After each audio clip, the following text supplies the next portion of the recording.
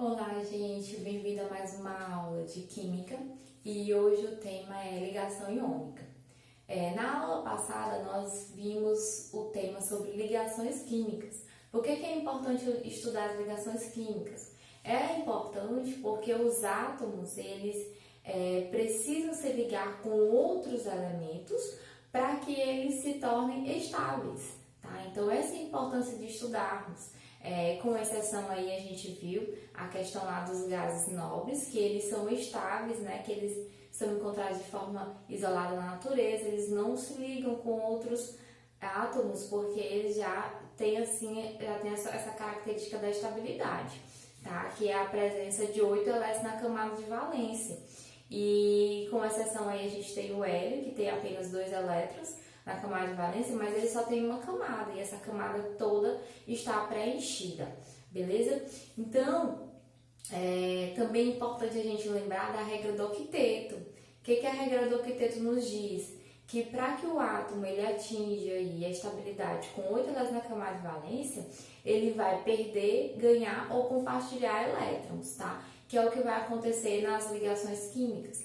A gente tem 3 tipos de ligações químicas. A gente tem a iônica, que é a que nós vamos estudar hoje, temos a covalente e temos a metálica, beleza? Então nós vamos estudar aqui a ligação iônica. O que a ligação iônica nos diz? A ligação iônica fala que para o átomo aí ele obter a estabilidade, ele ganha ou perde elétrons da camada de valência, tá? E acontece com que tipos de elementos, com que tipos de átomos? Acontece com os átomos, eu representei aqui pela letra A o grupo dos metais, se unindo com o grupo B aqui, que é os ametais. Então, a ligação iônica acontece entre os ametais e os metais, beleza? E quem são esses metais? São aqueles pertencentes à família 1, 2 e família 13, que também é chamado de família 1A, 2A, 3A, beleza? Os ametais são aqueles pertencentes à família 15, 16 e 17, que são equivalentes, né, à nomenclatura da família 5A, 6A e 7A, certo? Aí lembrando aqui, ó, que eu coloco metais ligando com ametais, família 1A, 2A, 13, né? O hidrogênio também participa da ligação, né? Porque, por que eu falo assim do hidrogênio? Porque o hidrogênio, ele não é um metal, tá? Mas ele está lá na família 1. Então, ele também, quando ele está ligado com qualquer metal, é uma ligação iônica, tá certo? Então, vamos lá. Os metais, eles sempre perdem elétrons, certo? Então, se eles perdem elétrons, eles vão se transformar no íon positivo. Por que o íon positivo? Porque no início eles tinham a mesma quantidade de prótons e a mesma quantidade de elétrons. Se eles perderam elétrons, vai ficar com mais prótons do que elétrons. Então ele vai se transformar em um íon positivo, chamado de cátion. Então os metais na ligação são os cátions, certo? Os ametais, eles vão ganhar elétrons. Então, no início, ele tinha o mesmo número de prótons, o mesmo número de elétrons. Mas aí ele ganhou elétrons. Então, ele vai ficar com mais elétrons. E com isso, ele vai se transformar no íon negativo, chamado de ânion. Então, os ametais na ligação são os ânions. São aqueles que ganham elétrons. Coloquei um exemplo aqui para a gente ver como é que fica a ligação, como é que a gente faz, né? Como é que a gente organiza a ligação iônica. Então, você pega lá os elementos que vão fazer a ligação. No caso, eu peguei aqui o sódio, número atômico 11, e eu peguei o cloro, número atômico 17. Então, você tem que fazer a distribuição eletrônica dos elétrons nas camadas e ver quantos elétrons tem na última camada. No caso aqui do sódio, tem número atômico 11. Significa que ele tem 11 prótons e, consequentemente, se ele está em estado fundamental, ele tem 11 elétrons. Então, eu vou distribuir esses 11 elétrons nas camadas que eu conheço, que é a K, L, M, N, O, P, Q. São 7 camadas, né? Então, ó, camada K comporta no máximo 2 elétrons. Então, eu já coloco 2 aqui, passo para a próxima. Camada L comporta no máximo 8 elétrons, então eu já coloco 8 aqui. 8 mais 2, 10. Falta 1 para completar a quantidade de 11 elétrons.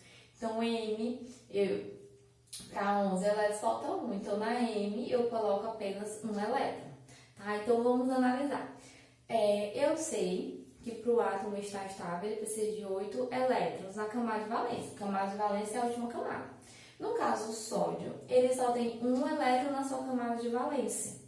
Tá? Então, ele precisaria ganhar 7 ou perder 1. Então, vamos analisar. É mais fácil ele ganhar 7 elétrons ou ele perder só esse 1? Porque se ele perde esse 1 elétron aqui, ó, observe que se eu retirar aqui, a última camada passa a ser a L, com 8 elétrons, e aí ele estaria estável. Então, gente, é mais fácil, muito mais fácil, ele perder esse 1 elétron do que ele ganhar 7. Porque para ele ganhar 7, ele precisa de muita energia para atrair 7 elétrons. Então, se eu tirar essa camada aqui, ele perder nesse 1 elétron aí, que é mais fácil ele sair do que receber 7, então ele vai se transformar num íon positivo, porque ele vai tirar aqui 1 elétron, ele vai perder 1 elétron. Então, ele vai ficar um íon positivo, representado ó, por Na+. O mais aí significa que ele tem mais prótons do que elétrons. O número que vem a seguir corresponde à quantidade de elétrons que ele perdeu. No caso, ele perdeu 1 elétron. Ele vai se transformar num íon positivo mais 1. Esse 1 significa a quantidade de elétrons que perdeu. Então, eu tenho aqui o sódio se transformando num íon positivo, que é o cátio Na+1. Agora, o cloro. Vamos ver o que acontece com o cloro. O cloro, ele tem número atômico 17. Então, ele está no estado fundamental, significa que ele tem 17 prótons, 17 elétrons. Vou fazer a distribuição desses 17 elétrons por camadas. Camada K cabe 2, camada L 8, camada M 7, né? Porque somando 8 mais 2, 10, mais 7, 17. Então, eu tenho aí na última camada 7 elétrons. Vamos pensar. Ele tem 7 elétrons. É mais fácil ele perder os 7 ou ganhar só 1 para ficar com 8? É mais fácil ele ganhar só 1, porque nessa questão de ganho e perda precisa de energia. Então, para ele ganhar mais 1 elétron, é muito mais fácil do que ele ter que perder todos os seus 7. Então, ele ganha 1 elétron. Ele vai ficar com mais elétrons do que prótons. Então, ele vai se transformar num íon negativo chamado de ânion. Cl-. O 1 aqui significa que ele ganhou 1 elétron. Beleza? Então, fica Cl-1. Então, como é que eu organizo aí esses átomos aí, que agora são íons, que perde e que ganha elétrons? Você sempre vai colocar o que perdeu elétrons, o cátion primeiro, e depois você coloca aquele que ganhou elétrons, o ânion, por segundo, né? Então, fica Na+1, Cl-1, tá? Sempre cátion primeiro, depois o ânion. Para formar aqui a ligação iônica, beleza? Então, como é que vai ficar aqui a fórmula iônica? Que aqui eu vou ter um composto iônico. Na ligação iônica, sempre vai formar compostos chamados compostos iônicos, compostos químicos chamados compostos iônicos. Então, como é que fica aqui a fórmula do meu composto iônico? Os númerozinhos que estão aqui, ó, o número que está Na+1, esse número 1, ele vai deslizar para baixo aqui do Cl. E esse -1, esse número 1 aqui do Cl, vai deslizar para baixo aqui do Na.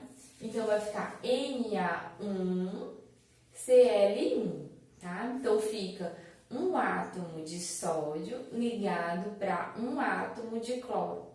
Beleza? Isso aqui nós vamos fazer exercícios, vocês vão ver como é que acontece aí essa questão do deslizamento desses valores, tá? Então, é assim que acontece. Fórmula de Lewis, também vimos lá na aula passada sobre a fórmula de Lewis.